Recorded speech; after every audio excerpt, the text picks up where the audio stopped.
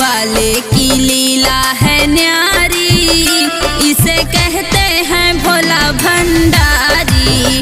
डमरू वाले की लीला है न्यारी, इसे कहते हैं भोला भंडारी। करके योगी का भेष रहता हरदम महेश, करके योगी का भेष रहता हरदम महेश, रहता हरदम महेश मेरे बाबा महेश। ये तो करता है